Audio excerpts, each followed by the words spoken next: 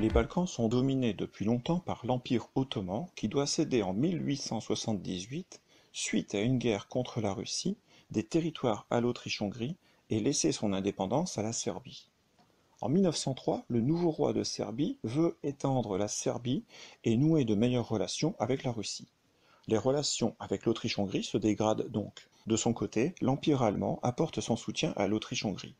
De nombreuses populations slaves vivent en Autriche-Hongrie et espèrent être réunies un jour dans un État indépendant. Les guerres qui ont lieu en 1912 et 1913 font encore reculer l'Empire ottoman et permettent à la Serbie d'être le principal rival de l'Autriche-Hongrie, avec qui les tensions sont très fortes. Le 28 juin 1914, l'archiduc François Ferdinand est en visite officielle à Sarajevo, en Bosnie-Herzégovine, et ce, malgré les mises en garde des services de renseignement qui craignent un attentat de la part d'une organisation secrète soutenue par la Serbie. Cette organisation s'appelle la Main Noire. 7 conspirateurs sont d'ailleurs placés sur le parcours de la voiture de l'héritier du trône d'Autriche-Hongrie.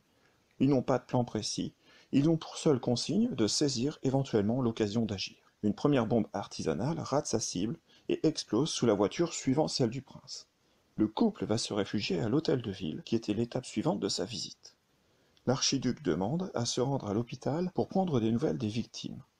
En repartant de l'hôtel de ville, la voiture ralentit, un jeune homme sort de la foule et tire à 2 reprises sur le couple princier. François Ferdinand et son épouse sont conduits chez le gouverneur de la ville, où ils décèdent tous les deux. Quant à l'assassin, Princip, il échoue à se suicider, il est arrêté. Princip proclame sa volonté de voir la réalisation d'une grande Serbie. L'Autriche accuse donc la Serbie d'être à l'origine de l'attentat. L'Allemagne assure l'Autriche-Hongrie de son soutien dans une guerre éventuelle. L'Autriche-Hongrie adresse un ultimatum à la Serbie le 23 juillet 1914. Cet ultimatum est rédigé de telle manière que le gouvernement serbe ne peut l'accepter. En particulier, on exige de pouvoir envoyer des enquêteurs en Serbie. La Serbie reçoit le soutien de la Russie et rejette donc l'ultimatum austro-hongrois, ce qui a pour conséquence de rompre les relations diplomatiques entre la Serbie et l'Autriche-Hongrie. Le 28 juillet 1914, l'Autriche-Hongrie déclare une guerre préventive contre la Serbie, ce qui a pour conséquence, par le jeu des alliances, de mener l'Europe tout entière dans une guerre mondiale longue de 4 ans. Quant aux membres du complot, ils ont tous été arrêtés, tous été jugés et condamnés à la prison.